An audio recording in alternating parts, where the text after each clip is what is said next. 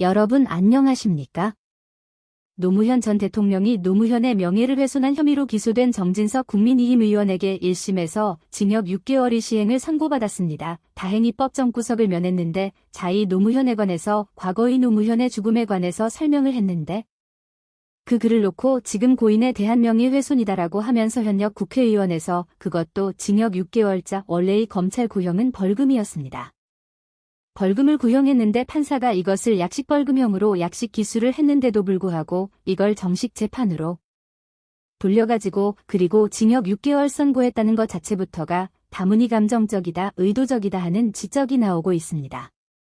자, 검찰은 지난 6월 달에 결심 공판에서 정진석 의원에게 벌금 500만 원을 부인했습니다. 그런데도 불구하고 이 벌금 500만 원 구형을 하면 그보다 적은 금액이 벌금형이 나오거나 또는 이 선거유예 이런 걸 할 줄 알았는데 그게 아니라 징역 6개월에 선고했다는 겁니다. 정진석 의원은 지난 2017년 9월 달에 자신의 SNS에 노무현의 죽음을 놓고 이렇게 말했습니다. 노 대통령의 부인 권양숙 씨와 아들이 박연차로부터 수백만 달러의 금품 뇌물을 받은 혐의로 검찰 조사를 받은 뒤 부부싸움 끝에 권 씨는 가출하고 그날 밤 혼자 남은 노 대통령이 스스로 목숨을 끊은 사건이다. 이렇게 적었습니다. 자이 노무현은 유족들이 나서 가지고 진석 전 부회장에 대해서 자이 노무현과 권양숙의 명예를 훼손했다. 이렇게 주장하면서 고소를 했습니다. 그리고 검찰은 작년 9월 달에 정진석 의원을 약식 규수했습니다. 자이 판결을 내린 사람 바로 이 판사입니다. 박병곤 판사입니다. 박병곤에 대해서 제가 자료를 찾아봐도 이 사람은 어떤 사람인지에 대해서 거의 나와 있지 않습니다. 이걸 판결한 걸 보면은 지금 이 노무현이 명예가 굉장히 중하도 이기고 있는 사람이니까 그래서 지금 김명수 제법 사법부의 핵심 인물들이 아닌가, 우리 법인가 거기 있는 인물들이 아닐까 하고 추정을 해봅니다. 김명수가 자각해 놓은 사법부에서 이렇게 마지막까지 이제 보복을 하고 가는 것 아닐까 하는 생각이 드는 겁니다. 자이 박병곤 판사는 이렇게 적었습니다. 정 의원의 글 내용은 악의적이거나 매우 겸손한 공격에 해당하고 그 맥락이나 상황을 고려했을 때 표현의 자유라는 이름으로 보호받을 수 없다. 이렇게 지적했습니다. 그러면서 유력 정치인이면서 구체적인 근거 없이 거칠고 단정적인 표현으로 노무현 전 대통령 부부의 명예를 심각하게 훼손했다. 유족들은 커다란 정신적 고통을 겪은 것으로 보인다. 이렇게 말했습니다. 정신적 고통을 겪은 것으로 보인다. 그러니까 이 추정에 가지고 고통을 겪었다는 겁니다. 약식 주소 앞서 말씀드리는 것처럼 법원이 재판을 잃지 않고 서류만 갖고 벌금형을 명령하는 것인데 당사자나 검찰이 당사자나 법원이 정식 재판 회부 의사를 밝히지 않으면 형이 확정이 됩니다. 하지만 법원은 이 정진석 의원에 대한 약식 기수가 부적절하다고 보고 정신재판에 협업한 겁니다. 그러니까 여기에 약식 기수를 했으니까 여기 이를 제기하지 않으면 이대로 결정되는데 그런데 이거를 벌금형에서 징역형으로 6개월 그것도 징역형으로 돌려가지고 이렇게 재판을 회복했다는 겁니다. 그래서 정진석 의원은 아주 당황스럽다. 판결이 아주 당황스럽다. 이렇게 말했습니다. 그리고 항소하겠다고 밝혔습니다.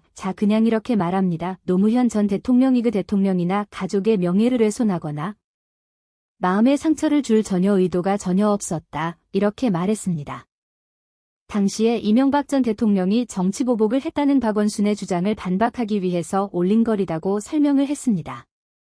실형이 시험고된 것에 실형이 선고된 것을 받아들일 수 없다. 다분히 감정이 섞인 판단으로 이해가 안 된다. 이렇게 말하고 있습니다. 지금 보통의 명예훼손은 보통 벌금형입니다. 그것도 현역 국회의원에서 이렇게 징역형을 때렸다는 것은 정말 이해 안 되는 대목들이고 노무현이 뇌물을 받아 먹었다. 그리고 그 단지를 선택했다 하는 것은 이미 알려진 사실 객관적인 사실이 아닌가. 이인규 변호사도 얼마 전에 본인이 책을 나는 대한민국의 검사도 안에서 자세하게 기술을 해놨습니다. 그런데 그것과 관련해서 누구도 이의 제기하지 않았습니다. 그런데 노무현에 대해서 명예가 그렇게 중요한가. 아니 여기 나와 있는 지금 정지적 의원의 글을 두면 박연차로부터 돈 받았다. 그리고 부부싸움 했다. 가출은 어떤지 모르겠습니다. 부부싸움입니다. 가출했다.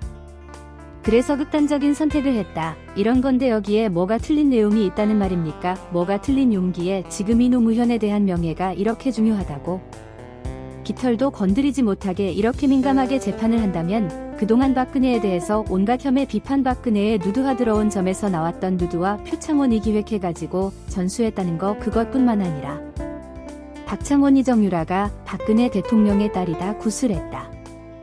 악녀로 만들어왔던 그런 데서 왜 처벌하지 않나 상식적으로 납득이 안 되는데 박근혜뿐만 아니라 지금 대한민국의 이승만 전두환 이명박 전 대통령 포함해서 우파 진영의 대통령들은 악마화 마귀화해가지고 마구 공경하고 있습니다. 거기에 대해서는 왜 명예훼손죄를 적용하지 않고 있나.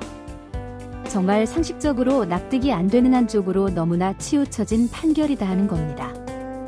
그러니까 사법부가 완전히 뒤집어지고 한쪽으로 기울어졌다 하는 것을 보면은 지금 곳곳에서 그런 판결이 너무나 많이 나왔다. 이 조국 재판이나 최강국 재판이나 또는 울산 선거 재판 개입 이런 걸 보면은 재판이 질질 늘어지거나 아니면 아직도 재판 1심도 나오지 않는 게 울산 선거 개입입니다. 이런 걸 보면은 지금 사법부가 핵심적으로 공정하고 균형을 갖춰야 되는 재판부가 너무나 추측이 있다는 겁니다.